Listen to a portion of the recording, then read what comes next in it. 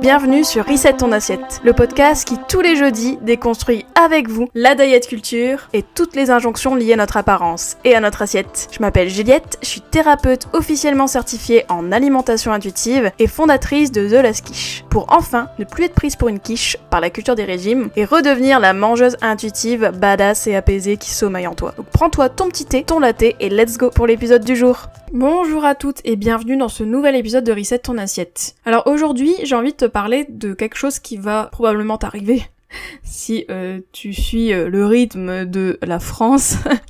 Ce sont les vacances, et notamment le fait de se reposer plutôt. Parce que j'ai envie de te parler de ce besoin fondamental que la société a complètement ringardisé d'une certaine façon, c'est le repos. Parce que tu sais, ce moment où tu t'arrêtes, où tu prends une pause, où tu produis rien, où tu écoutes ton corps. Bah ça, c'est des choses qui sont compliquées parfois parce que on se sent coupable de se reposer, on se sent coupable de ne rien faire, on se sent coupable de se reposer. Et donc j'aimerais explorer avec toi, parce que c'est aussi quelque chose que je trouve qui est très lié à l'alimentation intuitive et à la culture des régimes, mais aussi je dirais la société capitaliste, etc., mais qui du coup concerne aussi notre rapport au corps.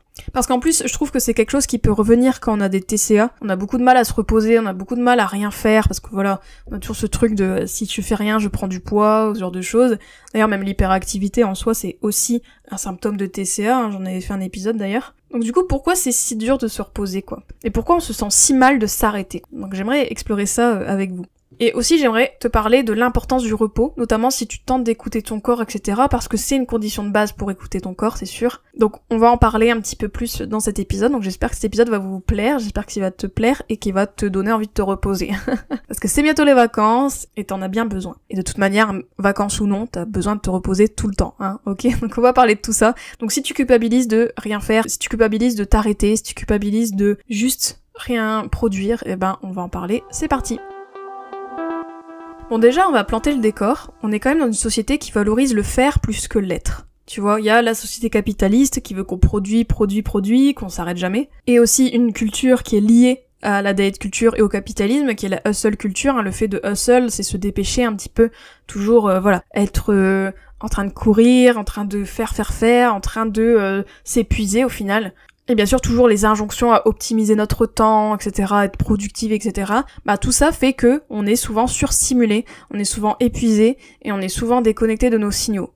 Il faut savoir qu'on est dans une société qui pousse au burn-out, quand même. Il y a quand même une épidémie de burn-out.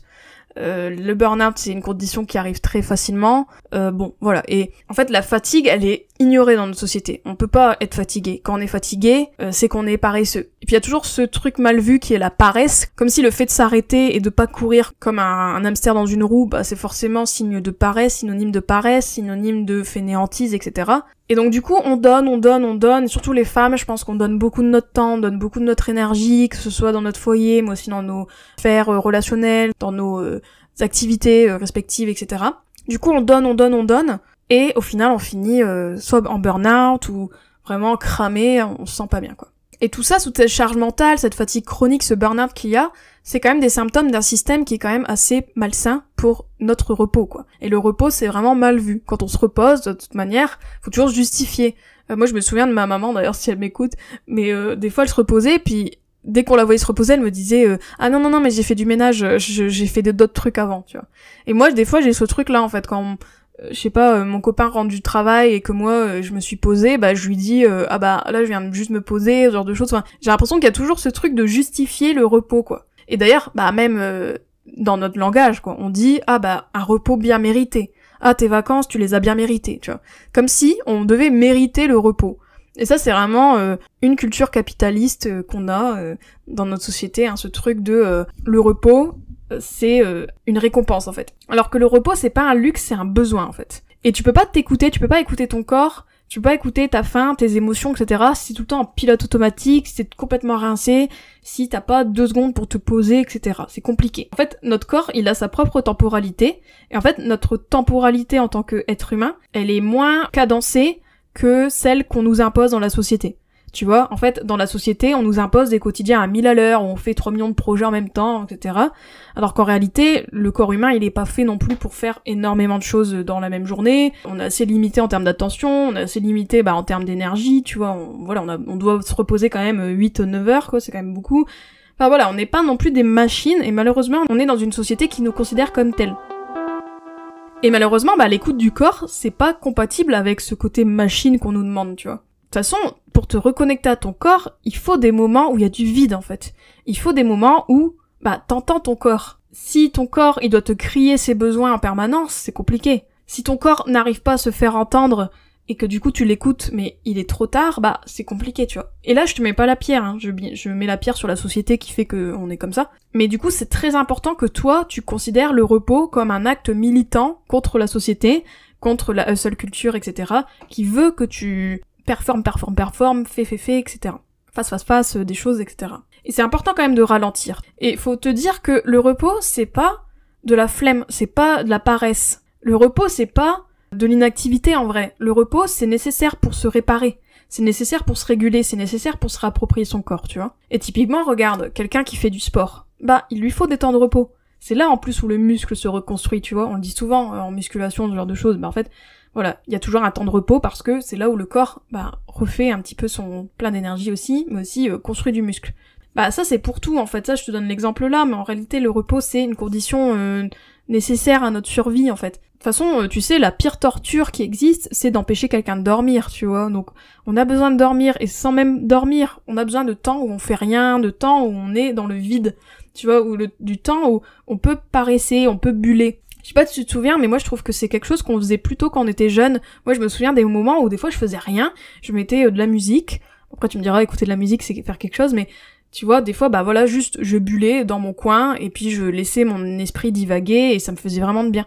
Et je sais que des fois aussi, quand je marche et que je mets pas mes écouteurs, chose qui m'arrive rarement parce que j'aime bien écouter les choses, mais en soi, c'est vrai que c'est des promenades que j'apprécie limite un peu plus parce que je me sens connectée à mon corps et surtout en fait je sens que mon cerveau il s'active, il rêvasse et en fait c'est là aussi où t'es plus créatif d'une certaine façon quoi. Et je dis pas se reposer pour être plus créatif ou forcément faire des choses en loose day, mais c'est pour te montrer qu'au final notre corps il a besoin de temps de jachère pour revenir après plus tard faire des choses. Et c'est juste un besoin en fait, c'est pas un luxe, c'est pas et c'est pas non plus que pour faire des choses après, tu vois, parce que là c'est pas l'impression que je veux donner, mais c'est juste pour te montrer qu'au final, que ce soit la créativité, le repos des muscles, etc., tout ça, ça montre que le repos c'est quand même très imbriqué dans notre fonctionnement. Et de toute manière, le fait qu'on doit dormir, voilà, je pense que ça montre bien qu'on doit se reposer en fait. Et quelqu'un qui sera en dette de sommeil, souvent ça va être compliqué dans la journée. Alors bien sûr, le repos c'est un privilège, hein, parce que forcément on n'a pas tous le temps pour se reposer, on n'a pas aussi l'espace peut-être pour se reposer.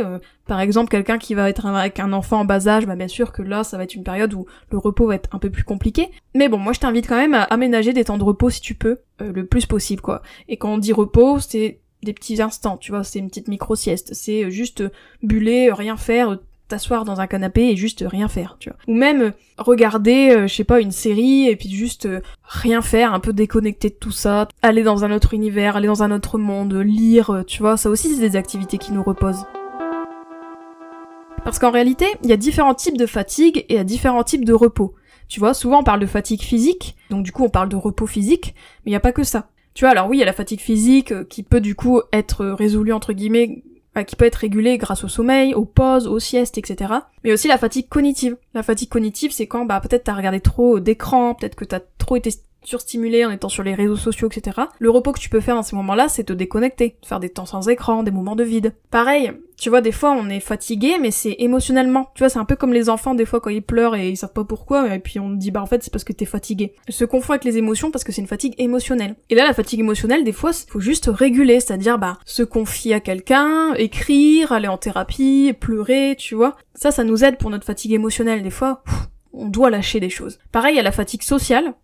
Et là, c'est quand, par exemple, t'as vu trop de gens dans ta journée, t'as ta batterie sociale qui est à plat, hein, surtout si t'es introverti, du coup, tu vas faire des moments de solitude, des moments où tu poses des limites avec des gens en disant, désolé, mais je dois me retirer, quoi. Ça, c'est un repos aussi, en fait. T'es pas obligé de dormir, en fait, pour te reposer. Pareil, il y a la fatigue créative. Des fois, juste de ne rien produire, Juste, voilà, consommer peut-être du contenu, consommer d'autres œuvres qui n'ont rien à voir avec ton travail, ce genre de choses, bah des fois ça peut t'aider aussi à revoir le génie créatif.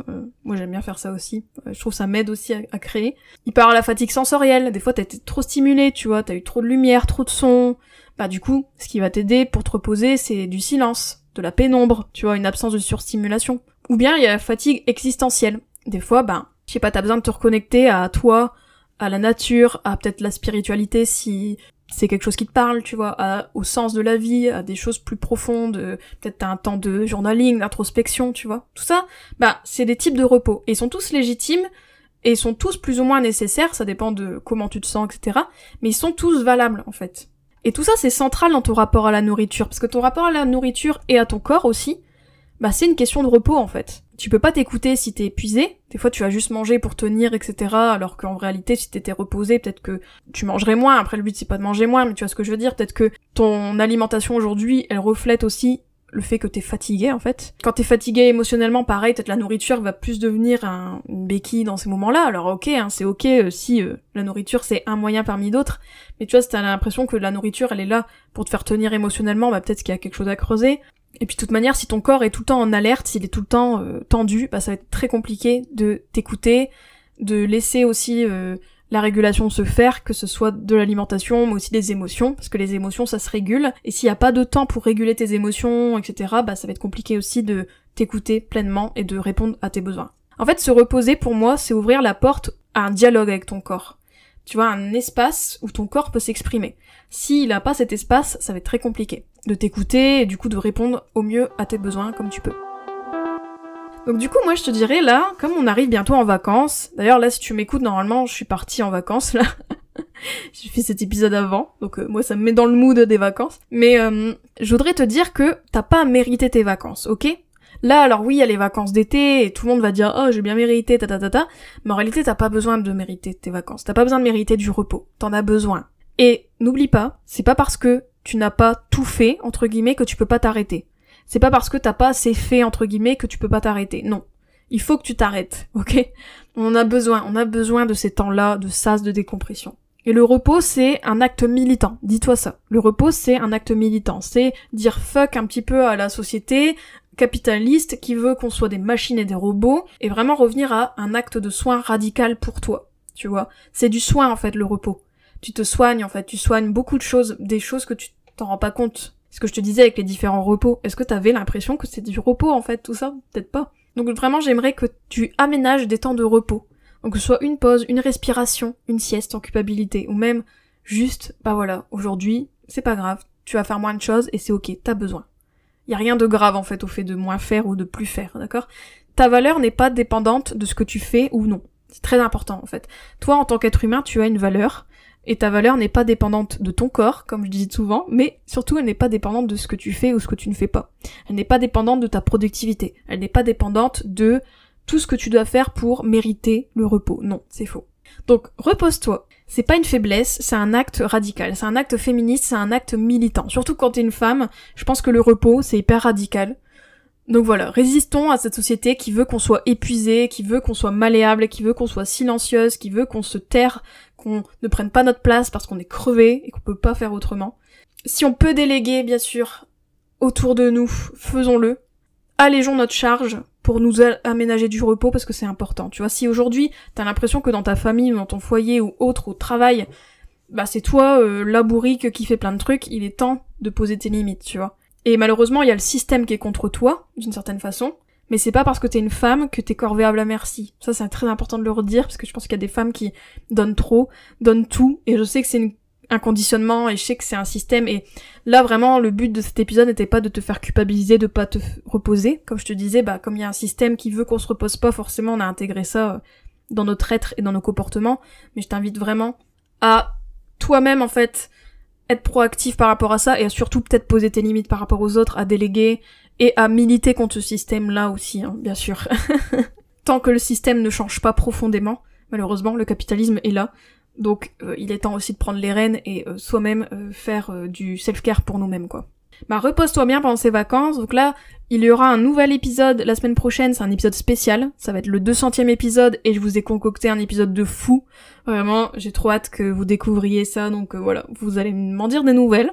Et bien sûr, là, c'est le dernier épisode solo de cette saison-là du podcast, c'est-à-dire qu'en fait, le podcast va revenir, je pense, fin août, une occasion de peut-être redécouvrir des épisodes que t'as pas écoutés, ou bien peut-être de découvrir d'autres épisodes, vu que, bah, voilà, peut-être t'en profiteras pour écouter des épisodes que t'as pas écoutés quand ils étaient sortis. Voilà, comme ça tu pourras rattraper ton retard, entre guillemets.